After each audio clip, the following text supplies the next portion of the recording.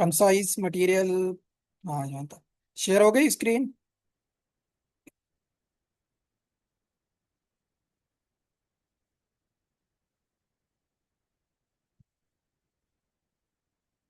तो यहाँ तक हमने किए थे, ये रूट्स वगैरह हमने पढ़े थे, सही है। आज हम कुछ और ज्यादा आगे जाते हैं। यहाँ से आज हम पढ़ते हैं फार्माकोकाइनेटिक्स, सही है, यहाँ से शुरू करते हैं। देखते हैं इन चीजों में क्या थी। अभी दो टर्मिनोलॉजीज ये यूज होती हैं, प्रोसेस यूज होते हैं। एक होते हैं फार्माकोकाइनेटिक्स, होते हैं फार्माकोडायनामिक्स, ये भी आपने पढ़े होंगे फार्मा वाले क्लासेस में, एकेडमिक अपने वो उसमें यूनिवर्सिटी लाइफ में। तो फार्माकोकाइनेटिक्स क्या होता है, पहले तो इसको समझते हैं। फार्माकोकाइनेटिक्स की वैसे इसकी डेफिनेशन भी पेपर में आ सकती है। सिंपल डेफिनेशन है, इन दोनों की थोड़ी इंटरचेंजेबल है, जो आपको कंफ्यूज कर सकती है। फार्माकोकाइनेटिक्स में आपने याद रखना है कि जो है ना, एक मिनट, कि what the body does to a drug, ये वर्ड याद रखना है। What the body does to a drug is called pharmacokinetics, कि क्या होता है इसकी, इसको एक्सप्लेन करता हूँ सिंपल वर्ड में। What the body does to a drug, drug, ये होता है फार्माकोकाइनेटिक्स, सही हो गया। अभी इसकी एक्सप्लेनेशन क्या होती है कि what the body does to a drug, के ये डिस्क्राइब करता है कि how drug moves through the body from entry to elimination, के ड्रग किस तरीके से इंटर हो रही है बॉडी में और कैसे एलिमिनेट हो रही है, इस पूरे प्रोसेस को कहा जाता है फार्माकोकाइनेटिक्स, सही हो गया।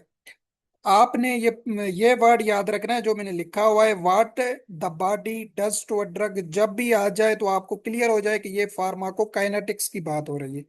इसके अपोजिट एक और वर्ड टर्मिनोलॉजी होती है जिसको कहा जाता है फार्माकोडायनामिक्स, ठीक है। फार्माकोडायनामिक्स आपने याद रखना है, लिख नहीं रहा आप समझ आएंगे, ये नीचे वैसे है फार्माकोडायनामिक्स। ये यहाँ पे इसलिए बता रहा हूँ ताकि आपको ये दोनों क्लियर हो जाए। फार्माकोडायनामिक्स कहा जाता है what the drug does to a body, ठीक है। What drug does to a body, ये देखेंगे थोड़ा सा अपोजिट आपको नजर आएगा। What drug does to a body, सही है। तो ये आपने याद रखना है, डज टू अ बॉडी। तो ये होता है फिर फार्माकोडायनामिक्स। इसको हम किस तरीके से एक्सप्लेन करेंगे कि जो है ना, effects of drug on body, how they produce their actions. हमने पढ़ा था ना कि वो जाके ड्रग क्या करती है, रिसेप्टर पे जाके जो है ना एक्ट करती है, वहां पे उसका मैकेनिज्म ऑफ एक्शन होता है, फिर वो अपना इफेक्ट दिखाती है जिसको हमने एफिकेसी पोटेंसी में बताया था। तो ये होता है फार्माकोडायनामिक्स। तो आपने ये दो जो सेंटेंसेस हैं ये याद रखने, कि अगर आ जाए what the body does to a drug तो आपने याद रखना है ये फार्माकोकाइनेटिक्स की बात हो रही है। अगर आ जाए कि व्हाट, जो है ना, एक मिनट, ये बार बार क्यों हो रहा है, what the drug does to the body, आपने फिर याद रखना है कि ये फार्माकोडायनामिक्स की बात हो रही है, सही। तो इसको समझने के लिए एक ट्रिक बता रहा हूं ताकि आपको ये दोनों याद हो जाए, जब भी देखिएगा ड्रग पहले आ जाए, ठीक है। ये मैं बता रहा हूं आपको, अगर समझ आ रही है तो अच्छी बात है। अगर आ जाए कि वाट ड्रग, ड्रग वो पहले करे बॉडी से, तो आपने याद रखना है ये होगा, डायनामिक्स में भी डी है, तो ये होगा फार्माकोडायनामिक्स। ये ट्रिक से आपने याद रखनी है क्योंकि ये एक दो बुकलेट्स में एमसीक्यूज निकले हुए हैं, आपको पेपर में दे सकता है। अगर वो पूछे वाट ड्रग, ड्रग पहले दे उसके बाद बॉडी को लिखे सेंटेंस में, तो आपने समझ जाना है ड्रग पहले आया है, तो ड्रग से डी, और डायनामिक्स आपने याद रखना है कि ये फार्माकोडायनामिक्स। एक याद करेंगे दूसरी ऑटोमेटिक आपको याद हो जाएगी। यहाँ पे अगर आप आएंगे फार्माकोकाइनेटिक्स में, तो आपको मिलेगा पहले body, what the body does to the drug, drug last में मिलेगा। तो ये किसकी होगी, ये होगी फार्माकोकाइनेटिक्स की डेफिनेशन। क्लियर है ये, शाबाश। इस तरीके से आपने इसको याद रखना है, फार्माकोकाइनेटिक्स और फार्माकोडायनामिक्स को। अभी फार्माकोकाइनेटिक्स में हमने क्या पढ़ा था कि व्हाट द बॉडी, बॉडी कैसे रिएक्ट कर रही है, बॉडी कैसे ड्रग को एंट्री से लेके एलिमिनेशन तक जो है ना काम करवा रही है। तो उसमें हमने कुछ फेजेस पढ़े थे फर्स्ट क्लास ऑफ फार्मा में, उसके ऑब्जेक्टिव्स, जिसमें एब्जॉर्प्शन हमने पढ़ा था, डिस्ट्रीब्यूशन पढ़ा था, मेटाबॉलिज्म पढ़ा था, और उसके साथ एक्सक्रिएशन पढ़ा था। तो ये क्या होते हैं, ये सारे फार्माकोकाइनेटिक्स होते हैं। इसकी मदद से बॉडी ड्रग को डिफरेंट प्रोसेस से गुजार के एलिमिनेट करती है। तो ये फार्माकोकाइनेटिक्स होता है। बाकी यहाँ पे बहुत कुछ लिखा हुआ है, आपको खामखा कंफ्यूज करेगा। सही हो गया। उसके बाद जो नेक्स्ट चीज हम पढ़ते हैं, zero order kinetics. Zero order और फर्स्ट ऑर्डर काइनेटिक्स, ये क्या होते हैं? जीरो ऑर्डर काइनेटिक्स होता है, ये प्रोसेस होता है जिसमें constant amount of drug eliminate होता है पर यूनिट ऑफ टाइम में। मतलब एक ही टाइम में एक कांस्टेंट अमाउंट ड्रग का एलिमिनेट होता है सेम क्वालिटी में। ये आपने याद रखना है। The body eliminate same quantity of drug each time. वो परसेंटेज वगैरह में शो नहीं होता है, वो कांस्टेंट रेट होता है एलिमिनेशन का, कि कितना एलिमिनेशन हो रही है ड्रग। इसको कहा जाता है जीरो ऑर्डर काइनेटिक्स। सही हो गया। दूसरा, यहाँ pharmacokinetic process where the rate is independent of concentration of drug means rate of pharmacokinetic process remain constant, can not increase further by increasing the concentration of drug. मतलब अगर आप concentration of drug ज्यादा बढ़ाते हैं तो उसका elimination का जो रेट है वो, उस पर कोई फर्क नहीं पड़ेगा, वो कांस्टेंट रहेगा। इसको कहा जाता है जीरो ऑर्डर काइनेटिक्स। तो ये डेफिनेशन पेपर में नहीं आएगी, बट आपको थोड़ा बहुत सेंस डेवलप हो जाएगा। सही हो गया। उसके बाद है first order kinetics. First order kinetics किसे कहते हैं? द रेट ऑफ ड्रग जो होता है वो एलिमिनेट जब होता है, वो डिपेंड करता है ड्रग की कंसंट्रेशन पे। मतलब डायरेक्टली प्रोपोर्शनल होता है कंसंट्रेशन ऑफ ड्रग के। अगर आप ड्रग की कंसंट्रेशन को इंक्रीज करेंगे तो वो फास्टर एलिमिनेट होगी। सही है, इसको कहा जाता है फर्स्ट ऑर्डर काइनेटिक्स। मतलब ड्रग की कंसंट्रेशन बढ़ेगी, तो क्योंकि डायरेक्टली प्रोपोर्शनल है ना, प्रोपोर्शनल ये मैथमेटिक्स में आपने छोटी क्लासेस में पढ़ी होगी। तो एक चीज जब ज्यादा बढ़ती है तो उसके साथ जो दूसरी चीज होती है वो भी इंक्रीज होती है, इसको प्रोपोर्शनल कहा जाता है। तो इसमें अगर आप कंसंट्रेशन को ज्यादा बढ़ा रहे हैं तो एलिमिनेशन का रेट भी ज्यादा होगा। अगर कंसंट्रेशन ड्रग की कम है तो वो स्लो एलिमिनेट होगी। तो ये जो है ना, डायरेक्टली प्रोपोर्शनल जो होता है उसको फर्स्ट ऑर्डर काइनेटिक्स कहा जाता है, और जीरो ऑर्डर काइनेटिक्स कहा जाता है जो है ना, जिसमें जो रेट ऑफ एलिमिनेशन होगा वो कांस्टेंट रहेगा, सेम रहेगा। उसका कंसंट्रेशन से कोई लेना देना नहीं होगा। ये समझा दिया आपको। बाकी जो है ना, और कोई इनसे एक एज सच इंपॉर्टेंट चीज नहीं है। बाकी फार्माकोकाइनेटिक्स भी क्लियर हो गया, फार्माकोडायनामिक्स भी क्लियर हो गया, ये हमने पढ़ लिया। अब ये क्लासिफिकेशन क्या है फार्माकोकाइनेटिक्स की? सही। फार्माकोकाइनेटिक्स की क्लासिफिकेशन हम पढ़ते हैं, इससे भी जो है ना क्वेश्चन आते हैं। ये मैंने ऊपर भी आपको बता दिया था, एब्जॉर्प्शन, जो है ना डिस्ट्रीब्यूशन, उसके बाद मेटाबॉलिज्म, और लास्ट में इलिमिनेशन। ये चार फेजेस इन्वॉल्व होते हैं किसमें? फार्माकोकाइनेटिक्स में। क्योंकि हमने पढ़ा था वाट जो है ना body does to a drug को कहा जाता है फार्माकोकाइनेटिक्स। मतलब बॉडी किस तरीके से एंट्री से लेकर एलिमिनेशन तक परफॉर्म करती है ड्रग के टाइम। तो सबसे पहले क्या है? एब्जॉर्प्शन। तो ये इसके फेसिस लिखे हुए हैं, तो इसको फार्माकोकाइनेटिक कहा जाता है। जहाँ ये मैंने लिखवाया भी सही आपको ऊपर, what body does with drug. तो बॉडी क्या कर रही है ड्रग के साथ, इसको कहा जाता है फार्माकोकाइनेटिक्स। सबसे पहले एब्जॉर्प्शन। एब्जॉर्प्शन किसे कहा जाता है? कि drug moves from site of administration into blood stream. कि कहाँ से ब्लड जो है ना, ड्रग एडमिनिस्ट्रेशन हम कर रहे हैं, वहां से लेके जब तक ब्लड स्ट्रीम में जा रही है, ब्लड वेजल्स में जा रही है, उसको क्या क्या कहा जाता है? एब्जॉर्प्शन कहा जाता है। मतलब drug enter the blood where it was given. ठीक हो गया, कहाँ से दी गई, जब तक वो इंटर हुई, तो इस पूरे को क्या कहा जाता है? एब्जॉर्प्शन कहा जाता है। वो कहाँ पे होती है? स्टमक में होती है। बट मेन आपने याद रखना है, एब्जॉर्प्शन जो होती है इसकी मेन साइट होती है इंटेस्टाइन। ये वेरी इंपॉर्टेंट क्वेश्चन है कि एब्जॉर्प्शन जो होती है इसकी मेन साइट कहाँ पे होती है? इंटेस्टाइन में होती है। ये इंटेस्टाइन में ज्यादा एब्जॉर्ब होती है। बाकी स्किन, लंग्स, मसल, सबका टिश्यू सब में जाके ड्रग से एब्जॉर्ब होती है। सही हो गया, ये आपने याद रखना। फिर इसके डिफरेंट होते हैं, ये शायद नीचे लिखे हुए होंगे। एक्टिव ट्रांसपोर्ट भी आपने पढ़ा होगा, ये लिखा हुआ है डिफ्यूजन, फिल्ट्रेशन, एक्टिव ट्रांसपोर्ट। ये सारे मदद देते हैं एब्जॉर्ब एब्जॉर्ब करने में ड्रग को। ये नीचे भी पढ़ाता हूँ। फिलहाल आपको क्लियर हो जाए डेफिनेशन एब्जॉर्प्शन की। एक इसकी ना पहले डेफिनेशन आई थी पेपर में, तो वो डेफिनेशन भी जो है ना हम याद रख लेते हैं कि जो है ना एब्जॉर्प्शन की क्या होती है। तो वो आपको लिखवा देता हूँ, आप भले नोट डाउन कर लें ताकि आपको काम आ जाए या रिपीट हो जाए क्वेश्चन, वो तो आपको क्लियर होना चाहिए। एब्जॉर्प्शन की उसने एसपीएससी ने जो दी थी, क्या कहते हैं, 2018 या 20 में ये भी क्वेश्चन आया था। The process of taking food nutrients through intestinal वाल, क्योंकि मैंने बताया ना इसकी मेन साइड होती है इंटेस्टाइन एब्जॉर्प्शन की। तो ये लिख लें अपने पास, the process of taking food nutrient through intestinal wall is called absorption. सही हो गया।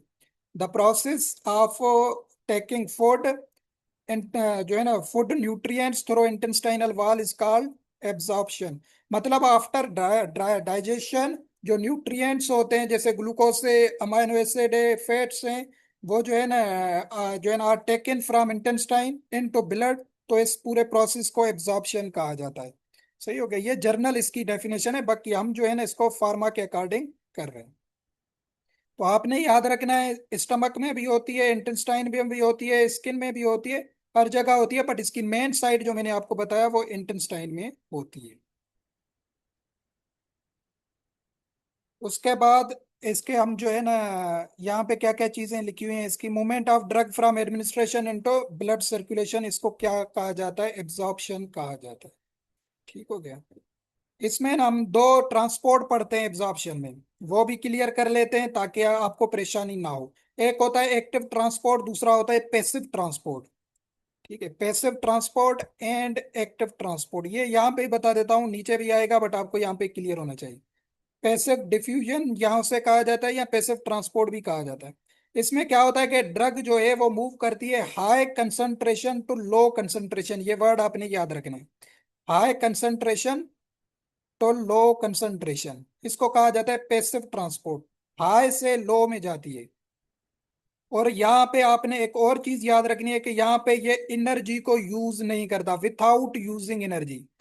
फिर दोबारा बता रहा हूँ, पैसिव ट्रांसपोर्ट किसे कहते हैं, the movement of drug from high concentration to low concentration without using energy.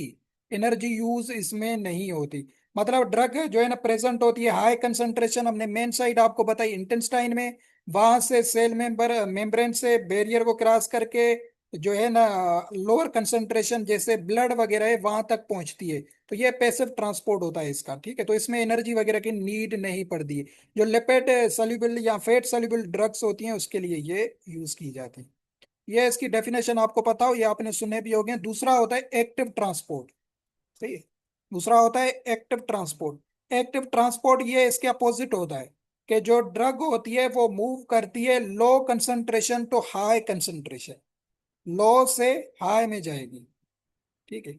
और ये जो है ना एनर्जी को यूज करेगी, बाय यूजिंग एनर्जी, एटीपी की फॉर्म में होती है। तो ये आपने याद रखना है, low concentration to high concentration ये ड्रग मूव करती है और एनर्जी को यूज करती है। सही हो गया। तो ये आपने याद रखना है, ये क्लियर करवाना अहम था। फिर अभी यहाँ पे इसने जो चीजें लिखी हैं उसको हम देखते हैं, कोई काम की चीज होगी तो वो पढ़ते हैं।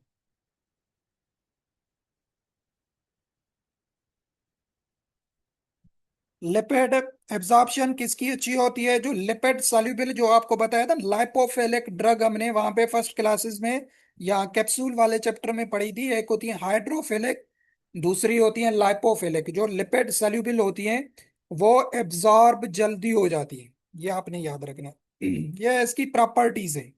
ठीक है। उसके बाद क्या है, यहाँ से सच कोई इंपॉर्टेंट चीज नहीं है। स्किन में आपने याद रखना है एब्जॉर्प्शन क्या होती है। Absorption of drug through skin is usually poor because keratinised epidermis have barrier. ये इंपॉर्टेंट पॉइंट आपने याद रखनी है कि जो स्किन वाली एरिया होती है वहां पे जो ड्रग है वो एब्जॉर्ब सही नहीं हो पाती, क्योंकि वहां पे केराटिनाइज्ड एपिडर्मिस की लेयर होती है, क्योंकि स्किन में ये मौजूद होता है ना, केराटिनाइज्ड जो है ना लेयर।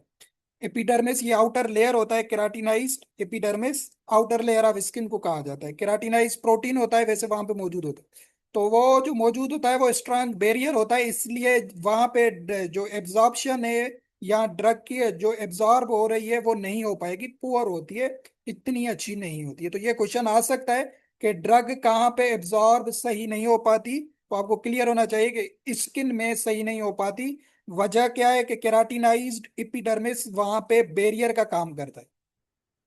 सही हो गया। उसके बाद म्यूकस मेम्ब्रेन। म्यूकस मेम्ब्रेन में एब्जॉर्प्शन जल्दी होती है, रिपेट होती है।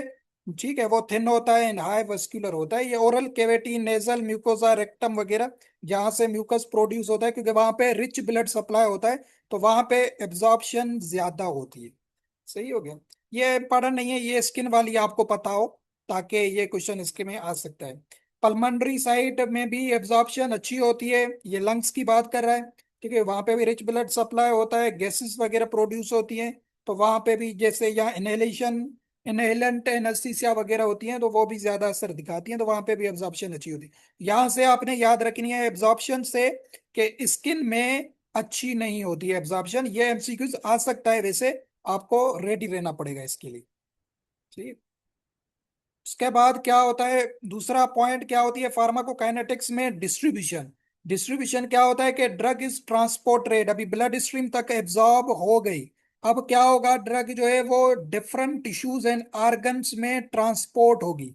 सही हो गया। तो इस प्रोसेस को कहा जाता है distribution. Movement of drug from blood circulation to the site of action. अब वो कहाँ पे जा रही है, किसी जाहिर है किसी ऑर्गन के पास जाएगी, किसी बॉडी के टिश्यूज के पास जाएगी, तो उसको कहा जाता है साइट ऑफ एक्शन। तो वहां से ब्लड सर्कुलेशन से लेके साइट ऑफ टिश्यूज या ऑर्गन तक जो ब्लड ड्रग्स जाती हैं, इस प्रोसेस को कहा जाता है डिस्ट्रीब्यूशन। मतलब drug moves from body to blood tissues या ऑर्गन, तो इस प्रोसेस को डिस्ट्रीब्यूशन कहा जाता है।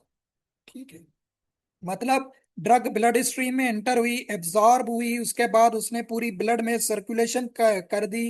वो फिर क्या करती है, वो फिर डिफरेंट ऑर्गन्स में, जैसे लिवर है, ब्रेन है, मसल्स हैं, वहां पे जाके पहुंचती है, और वहां पे पूरी टिश्यूज की प्रॉपर्टीज में डिस्ट्रीब्यूट हो जाती है और अपना असर दिखाती है। तो इसको कहा जाता है डिस्ट्रीब्यूशन। मतलब नाम से भी जाहिर है वैसे। यहाँ पे भी जो लिपिड सॉल्युबल जो है ना ड्रग्स होती हैं, वो रिपीटेडली डिस्ट्रीब्यूट हो जाती है, मतलब वेरी इजीली या फास्ट डिस्ट्रीब्यूट हो जाती है। ये भी इंपॉर्टेंट पॉइंट नहीं है इसमें से, जो हम याद रखें। सही है।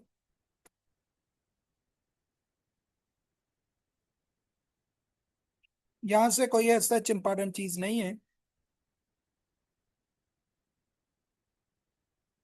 उसके बाद क्या है, मेटाबॉलिज्म हम करते हैं। मेटाबॉलिज्म ये थोड़ा इंपॉर्टेंट है। मेटाबॉलिज्म किसे कहते हैं, कि ड्रग अभी केमिकली चेंज होगी किसी अदर फॉर्म में। ये थोड़े यहाँ पे केमिस्ट्री जैसे वर्ड्स आपको नजर आएंगे, कंफ्यूज होने की जरूरत नहीं है, जहाँ पे कोई इंपॉर्टेंट चीज होगी बता दूंगा। पहले क्लियर होना चाहिए, मेटाबॉलिज्म किसे कहते हैं, जहाँ पे ड्रग जो है बॉडी केमिकली चेंज करती है ड्रग को किसी अदर फॉर्म में। Body convert drug into more water soluble, क्योंकि वहां पे क्या था, लिपिड सोल्यूबल्स थे, लिपिड्स थे, फैट था बॉडी में। अभी उसको वाटर सोल्यूबल में कन्वर्ट किया जाता है, ताकि वो एलिमिनेट हो सके, बॉडी से निकल सके। सही हो गया। तो यहाँ पे मेटाबॉलिज्म में क्या होता है, बॉडी केमिकली चेंजिंग लाती है, जिसकी मदद से जो है ना ड्रग की प्रॉपर्टीज चेंज होती हैं। इसमें मेन फंक्शन जो होता है, आपने याद रखना है, लिवर का होता है। किसका होता है, लिवर प्राइमरी ऑर्गन होता है जो मेटाबॉलिज्म का काम करता है। बाकी किडनीज, लंग्स, इंटेस्टाइन में भी कुछ चीजें होती हैं, बट मेन ऑर्गन लिवर होता है मेटाबॉलिज्म का, ये आपने याद रखना है। लिवर में केमिकली चेंजेस जो है ना मौजूद होती हैं, ताकि उसको क्या एक्सक्रिएशन करने में, एक्सक्रिएट करने में इजी होता है, हेल्प मिलती है, जो वाटर सोल्यूबल होती है। सही हो गया। तो इसमें अभी डिफरेंट फेजेस इन्वॉल्व होते हैं, phase one and phase two. ठीक है, ये फेज वन है। इनके हम नाम याद रखते हैं, थोड़े बहुत आपको बता देता हूँ इनके बारे में। पेपर में ये आ सकता है वैसे कि which one of the following is type of phase two, तो आपको सिर्फ नाम पता हो। ऑक्सीडेशन, रिडक्शन, हाइड्रोलाइसिस, ये फेज वन के, ये हम डिस्कस करते हैं। पहले थोड़ा बहुत और हम पढ़ते हैं इसको, मेटाबॉलिज्म। सही हो गया। केमिकल ट्रांसफॉर्मेशन है, उसके बाद जो है ना बायो ट्रांसफॉर्मेशन किसे कहते हैं। बायो ट्रांसफॉर्मेशन में भी केमिकल अल्टरेशन होती है ड्रग की बॉडी में, डिफरेंट फॉर्म, वही सेम बात है जो पर आपको बता दी थी मेटाबॉलिज्म में। सही हो गया। अभी फंक्शंस क्या है मेटाबॉलिज्म के, it cause conversion of active drug to inactive या लेस एक्टिव ड्रग में। अभी क्या होता है ना, शुरू में जो ड्रग्स होती हैं वो एक्टिव होती हैं। क्या होती हैं, एक्टिव ड्रग होती हैं, वो अपना काम या इफेक्ट सारा काम जो है ना करती हैं बॉडी में। उसके बाद अगर वो वहां पे एक्टिव ही रहेंगी, तो वो इलिमिनेट नहीं हो पाएंगी इजीली, ये याद रखिएगा। तो ड्रग को कन्वर्ट करना होता है इनएक्टिव फॉर्म में। ठीक है, इनएक्टिव फॉर्म में करना होता है क्योंकि वो इजीली जो है ना बॉडी से निकल जाए। तो ये वो बात यहाँ पे लिखी हुई है, कन्वर्जन की जाती है। उसके बाद क्या चीज जो है ना इम्पोर्टेंट है यहाँ पे, यहाँ पे इनके एग्जांपल्स दिए हुए हैं, ये सच कोई इंपॉर्टेंट नहीं है। Liver is the primary side of metabolism almost all drugs. तो मोस्टली जितनी भी ड्रग्स होती है इनकी मेटाबॉलिज्म जो होती है, ये केमिकल चेंजिंग जो होती है, ये कहाँ पे होती है? लिवर में होती है। ये आपने याद रखना है। सही है, प्राइमरी साइट लिवर होता है। उसके बाद these enzymes are mainly metabolising enzyme भी होते हैं, ये भी लिवर में मौजूद होते हैं। जो है ना, अच्छा लिवर क्यों करता है? लिवर में वेराइटीज ऑफ एंजाइम्स मौजूद होते हैं ना, वो ड्रग को चेंज करने में मदद देता है। रिच ब्लड सप्लाई होता है तो वो वहां पे इसलिए मेटाबॉलिज्म की जाती है। ठीक है, तो ये नीचे यहाँ पे एंजाइम भी लिखे हुए हैं, microsomal enzyme, non microsomal enzyme, ये मोनो ऑक्सीजिनेज। ठीक हो गए। यहाँ डिफरेंट ऑर्गन्स हो गए जो लिवर के अलावा हैं एक्स्ट्रा, जिसमें किडनी लंग्स वगैरह हैं, वो भी थोड़ा बहुत इसमें अपना हाथ बटाते हैं। ठीक हो गया। माइक्रोसोमल एंजाइम क्या होते हैं यहाँ से हम डिस्कस करते हैं। माइक्रोसोमल वो एंजाइम जो एंडोप्लाज्मिक रेटिकुलम पे मौजूद होते हैं। कहाँ पे? ये राइबोसोम की टाइप है, एंडोप्लाज्मिक रेटिक्यूलम। लिवर के सेल्स के ऊपर एंडोप्लाज्मिक रेटिक्यूलम मौजूद होता है, वहां से ये एंजाइम निकलते हैं, इनको इसलिए माइक्रोसोमल एंजाइम कहा जाता है। मोनो ऑक्सीजिनेज इसका एग्जांपल है। ठीक है, ऑक्सीडेज का फंक्शन करता है। ये पढ़ते हैं ऑक्सीडेशन में, बताता हूँ। सही हो गया। और ग्लूको कोरोनोल ट्रांसफरेज एंजाइम। सही हो गया, ये भी एंजाइम इन्वॉल्व होता है, बट ये इतना नाम याद रखने की जरूरत नहीं है। नॉन माइक्रोसोमल एंजाइम कौन होते हैं? जो साइटोप्लाज्म या माइटोकॉन्ड्रिया वगैरह में होते हैं। ये थोड़ा इसलिए मैंने बताया, बायोकेमिस्ट्री से जो है ना, क्या कहते हैं, टच होता है, ज्यादा कंफ्यूज होने की जरूरत नहीं। अल्डिहाइड है, डी अल्डिहाइड डिहाइड्रोजिनेज, ये भी एंजाइम होता है। ठीक है, तो ये चीजें होती हैं। अभी इसमें ना दो फेजेस इन्वॉल्व होते हैं, दो फेजेस की मदद से मेटाबॉलिज्म होती है बॉडी में। एक होता है जो है ना नॉन सिंथेटिक फेज, इसको कहा जाता है, जिसमें ऑक्सीडेशन रिडक्शन हाइड्रोलाइसिस होता है। फेज टू में ग्लूको कोरिनेडेशन। ठीक हो गया। अगेन बताएं, नॉन माइक्रोसोमल। अच्छा, अच्छा नॉन माइक्रोसोमल वो एंजाइम्स होते हैं जो साइटोप्लाज्म या क्या कहते हैं, माइटोकॉन्ड्रिया में मौजूद होते हैं। ठीक है, माइक्रोसोमल लोकेटेड होते हैं एंडोप्लाज्मिक रेटिक्यूलम पे, इसलिए इसको माइक्रोसोम्स कहा जाता है। और जो नॉन माइक्रोसोमल एंजाइम्स होते हैं वो कहाँ पे होते हैं? माइटोकॉन्ड्रिया या साइटोप्लाज्म में मौजूद होते हैं। जो है ना, वहां से ये एंजाइम निकलते हैं। एंजाइम आपको ऊपर बता चुका हूँ, ये केमिकल रिएक्शन को स्पीड अप करते हैं। तो अल्डिहाइड डिहाइड्रोजिनेज ये एंजाइम है, ये यहाँ पे मौजूद होता है माइटोकॉन्ड्रिया में या साइटोप्लाज्म में। फिर ये जो है ना मेटाबॉलिज्म या चेंजिंग का काम करवाते हैं ड्रग को। मोनोअमाइन ऑक्सीडीनेस हो गया, अल्डिहाइड डिहाइड्रोजिनेस एंजाइम्स, ये डिफरेंट एंजाइम्स होते हैं। ठीक हो गया। अभी आते हैं ऑक्सीडेशन पे। ऑक्सीडेशन क्या होता है? ये वैसे एवरीडे साइंस में भी इसकी डेफिनेशन आती है पेपर में, जर्नल है ये, क्योंकि केमिस्ट्री से रिलेटेड है, जर्नल साइंस से रिलेटेड है। सिंपल ही बता देता हूँ ये क्या होता है, इसकी डेफिनेशन क्या होती है। ये फेस वन के रिएक्शन हम बता रहा हूँ, इसके नाम हमने याद रखने, ऑक्सीडेशन रिडक्शन हाइड्रोलाइसिस, ये तीनों होते हैं फेस वन में। ऑक्सीडेशन किसे कहते हैं? जो है ना ड्रग जब अपने इलेक्ट्रॉन को लूज करती है। अगर बात समझ आ रही है नहीं आ रही है, जो बता रहा हूँ वो आपको जरूर याद होनी चाहिए। When drug loses electron. ठीक है, लूजेस, ऑक्सीडेशन का मतलब क्या होता है? इलेक्ट्रॉन को लूज करेगा और ऑक्सीजन को गेन करेगा।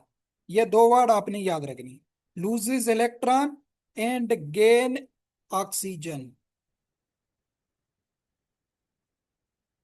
ठीक हो गया, ऑक्सीजन गेन होती है। तो ये डेफिनेशन आती है। यहाँ दूसरा आपने याद रखना है, लूजेस इलेक्ट्रॉन या लूजेस हाइड्रोजन, दोनों ऑप्शन में वो दे सकता है। ये एक दफा डेफिनेशन वैसे एसपीएससी ने वन पेपर में निकाली थी कि loses of electron is called oxidation और रिडक्शन। तो आपको पता हो, जब इलेक्ट्रॉन लूज होंगे या हाइड्रोजन लूज होगी और ऑक्सीजन गेन होगी तो उसको कहा जाता है प्रोसेस को ऑक्सीडेशन। ठीक है, रिमूवल ऑफ हाइड्रोजन या removal of electrons is called oxidation. तो ये मोस्ट कॉमन रिएक्शन होता है ड्रग मेटाबॉलिज्म में। ये कहाँ पे होता है? ये भी लिवर में होता है। सही है। माइक्रोसोमल एंजाइम्स जो हमने पढ़े थे, उसकी मदद से ये ऑक्सीडेशन परफॉर्म होती है। इसमें एक और एंजाइम इन्वॉल्व होता है जो पेपर में कभी नहीं आया है, बट मैं आपको बता देता हूं ताकि आपको ये परेशानी ना हो। यहाँ पे आपने ऑक्सीडेशन में एक एंजाइम याद रखना है, cytochrome P450। Very important idiom, sorry idiom बता रहा हूँ, एंजाइम है साइटोक्रोम। अगर आ जाए ना, ये थोड़ा एडवांस लेवल के क्वेश्चन है जो आपको दे सकता है फार्मा में, कि ऑक्सीडेशन में ड्रग की मेटाबॉलिज्म के दौरान कौन सा एंजाइम इन्वॉल्व होता है। साइटोक्रोम P450 आपने ये याद रखना है। P450 ये एंजाइम होता है, ये मोनोऑक्सीजिनेज एंजाइम ही होता है, जो मैंने ऊपर आपको बताया था, ये वाला मोनोऑक्सीजिनेज यही है। बट इसका नाम है ना, वो नाम से भी दे सकता है पेपर में, तो आप कंफ्यूज ना हो। साइटोक्रोम P450 ऑक्सीडेशन में मोनोऑक्सीजिनेज एंजाइम इन्वॉल्व होता है। यह सिस्टम हेल्प करता है, ऑक्सीजन ऐड करता है, क्योंकि ऑक्सीडेशन में क्या होता है? एडिशन ऑफ ऑक्सीजन होती है, रिमूवल ऑफ हाइड्रोजन होता है। तो ये ऑक्सीजन देता है ड्रग को। सही है। तो ये ड्रग को ऑक्सीजन जैसे देता है, तो वो वाटर सल्यूबल बन जाती है, और उससे वो जो है इनएक्टिव फॉर्म में चल के बाहर निकल जाती है। बाकी इसमें आप जाएंगे, ये लिखा भी हुआ है वैसे, साइटोक्रोम P450 इन्वॉल्व होता है। 75% मेटाबॉलिज्म में ये एंजाइम इन्वॉल्व होता है। सही होगा। तो यहाँ से फिर क्या होता है? ड्रग एलिमिनेट होते हैं। बाकी यहाँ पे बहुत कुछ लिखा हुआ है, आप खामखा कंफ्यूज हो जाएंगे, केमिस्ट्री में नहीं जाइएगा। अगर आप पढ़ना चाहें तो पढ़ सकते हैं, बाकी मैंने सिंपल ही आपको बता दिया। फिर आता है रिडक्शन। रिडक्शन फिर इसके अपोजिट होता है। रिडक्शन में क्या होता है? Gain of electron, gain of electron और हाइड्रोजन, गेन ऑफ इलेक्ट्रॉन और हाइड्रोजन। और फिर क्या होगी? लूज क्या होगी? हाइड्रोजन गेन हो रही है, इलेक्ट्रॉन गेन हो रहे हैं, तो ऑक्सीजन जो होगी वो लॉस होगी। ऑक्सीजन वो लूज करेगा या लॉस करेगा, जो है ना, रिएक्शन। तो ये आपने डेफिनेशन याद रखनी है। अगर आ जाए कि जो है ना, गेन ऑफ इलेक्ट्रॉन या gain of hydrogen and lose of oxygen is called, तो आपको पता हो ये रिडक्शन की बात हो रही है। सही हो गया। ड्रग जो है वो हाइड्रोजन को तो लेती है और ऑक्सीजन को बाहर फेंक दिए। सही हो गई। तो इस प्रोसेस को रिडक्शन कहा जाता है, बट ये कॉमन नहीं होता है। ये ले लीस्ट कॉमन होता है।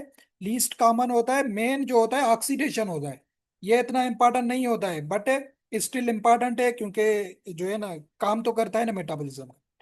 तो ये भी कहाँ पे होता है? लिवर में होता है, बट जहाँ पे लो ऑक्सीजन एनारोबिक कंडीशंस होती हैं उस टाइम।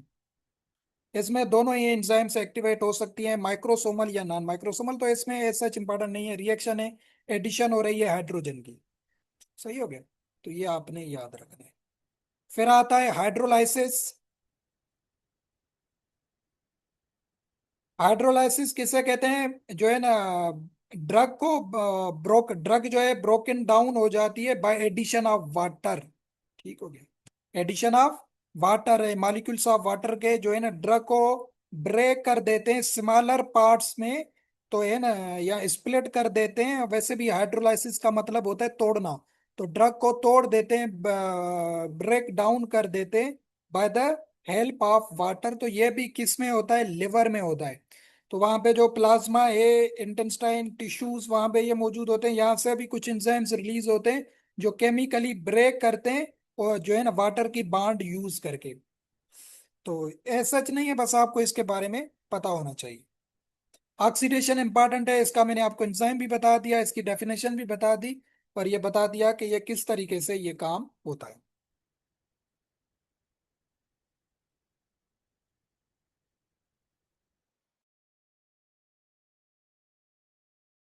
उसके बाद आता है फेज 2।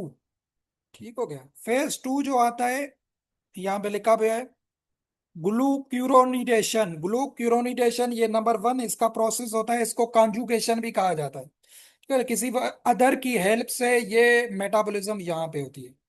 ग्लूक्यूरोनिक एसिड यहाँ पे मौजूद होता है। ग्लूक्यूरोनिक एसिड क्या होता है? ग्लूकोज से ये बनता है लिवर में ही। तो इससे क्या होता है, ये भी ड्रग को वाटर सोल्यूबल बना देता है, और कोई ऐसा इम्पोर्टेंट नहीं है। ऊपर आपको इसकी एक्सप्लेनेशन में बता दिया था, क्योंकि जब ड्रग को इनएक्टिव फॉर्म में लाया जाएगा, वाटर सोल्यूबल बनाया जाएगा, तो वो तभी एलिमिनेट हो सकती है। अगर फैट सोल्यूबल होगी तो वो बॉडी में ही रहेगी, बाहर नहीं निकल पाएगी। इसलिए ये मेटाबॉलिज्म का प्रोसेस जो है ना एक्टिव होता है। ग्लूक्यूरोनिडेशन में क्या होता है, इसमें ग्लूक्यूरोनिक एसिड मौजूद होता है जो ग्लूकोज की तरह होता है। ये क्या करता है, ये ड्रग को सॉफ्ट कर देता है या वाटर सोल्यूबल बना देता है, ग्लूक्यूरोनिक एसिड। ठीक है। तो इससे क्या होता है, वो यूरिन या बाइल में ड्रग जो है इजीली बाहर आ जाती है। इंपॉर्टेंट फेस होता है फेज टू रिएक्शन, इसको कहा जाता है। ये जो है केट और फिश में नहीं होता, क्योंकि इसमें ये एंजाइम एब्सेंट होता है। इसलिए यहाँ पे दो को लिखा हुआ है, ऑल वर्टिब्रेट्स में होता है एक्सेप्ट केट एंड फिश। तो ये सच इम्पोर्टेंट वो नहीं है, इम्पोर्टेंट चीज नहीं है। ठीक हो गया। फिर आता है सल्फेशन। सल्फेशन ये भी फेज टू में आता है, जो है ना, क्या कहते हैं, रिएक्शन। सल्फेशन में क्या होता है, ड्रग को कंबाइन किया जाता है सल्फा ग्रुप में या सल्फेट ग्रुप में, SO4। ये वैसे सल्फर की जो है ना वो होती है केमिकली सिंबल। SO4 ये सल्फेट का ग्रुप है, ड्रग इसके साथ कंबाइन करती है, तो ये भी क्या कर देता है, ड्रग को वाटर सोल्यूबल बना देता है। सही हो गया। तो यह भी है सच, इनमें भी कोई इंपॉर्टेंट चीज नहीं है जो बताने वाली हो, बट आपको नाम पता हो कि सल्फेशन भी फेज टू में आता है। मिथाइलेशन क्या होता है, मिथाइल ग्रुप इन्वॉल्व होता है इसमें, तो यह भी क्या करेगा, ड्रग को वाटर सोल्यूबल बना देगा। ये आपने याद रखना है। मिथाइल ग्रुप क्या होता है, CH3। ठीक है, पढ़ा हुआ है ना। तो ये ड्रग के साथ जाके अटैच्ड होता है, जो ड्रग को जो है ना क्या कहते हैं, उसकी एक्टिविटी को रिड्यूस कर देता है या वाटर जो है ना सोल्यूबल बना देता है।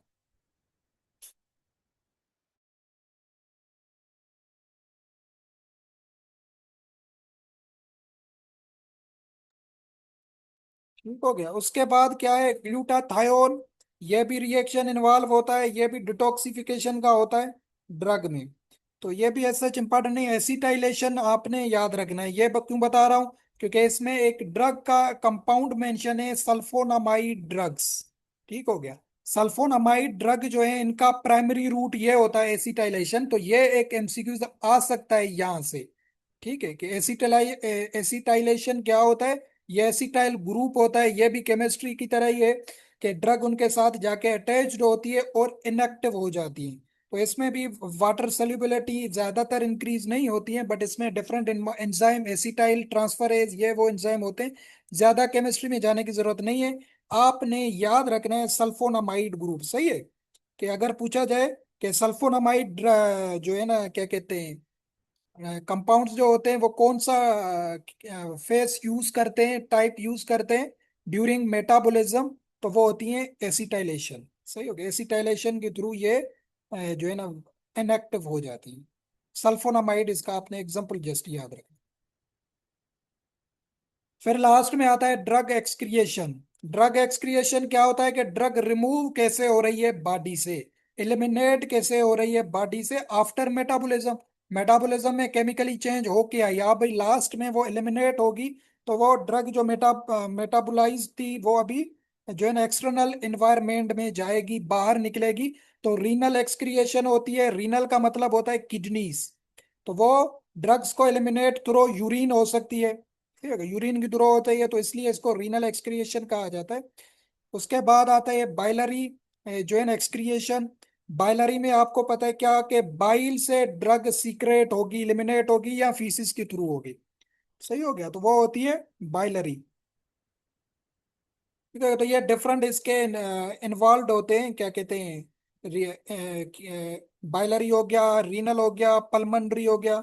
पल्मनरी में आपने क्या याद रखना है, पल्मनरी में जो है ना गैसेस वगैरह जो होती हैं लंग्स के थ्रू, वो ऑक्सीजन के थ्रू या आपकी ब्रीथिंग के थ्रू जो एक्सक्रिएट होती हैं, उसको क्या कहते हैं, पल्मनरी कहा जाता है। मेमोरी एक्सक्रिएशन भी होती है। मेमोरी के साथ ये माइनर रूट्स होते हैं ड्रग के एलिमिनेट होने के। ठीक है, ये ज्यादातर यूज नहीं होते, माइनर ही होते हैं ये। ठीक हो गया। मदर के जो है ना सकिंग एनिमल्स जो है ना, उस टाइम जो अगर ड्रग्स आप दे रहे हैं मदर को तो वो इफेक्ट करती है न्यूबॉर्न को। तो उससे जो टॉक्सिसिटी होती है क्या कहते हैं यंग वंस में, तो वहां पे जो लिपिड सेल्यूबल वगैरह होती है वो मिल्क से इजीली पास हो जाती है। सही है। ये मेमोरी ग्लैंड से एक्सक्रिएशन भी होती है, एलिमिनेशन भी होती है। स्लाइवरी भी होती है, सलाइवा से भी जो कुछ ड्रग्स होती हैं वो थ्रो सलाइवा माउथ से भी एक्सक्रिएट हो जाती हैं। ठीक हो गई। तो डिफरेंट इसके रूट्स होते हैं, मेजर बात ही एक्सक्रिएशन की के बाहर कैसे निकल रही है। तो लेस देन 1 मिनट है अभी। कल यहाँ से पैसेजेस पढ़ेंगे, ये मैंने बता भी दिए आपको, एक्टिव ट्रांसपोर्ट पैसिव ट्रांसपोर्ट कल फिर पढ़ूंगा। सही। तो ये है फार्माकोकाइनेटिक्स जो अभी तक हमने पढ़ा था। सही है, ये डिफरेंट आपको डिटेल में समझा है। जो चीज अहम थी वो आपको नोट डाउन करवाई है। बाकी एज सच आपको जस्ट पता हो फार्मा को अंडरस्टैंड करने के लिए।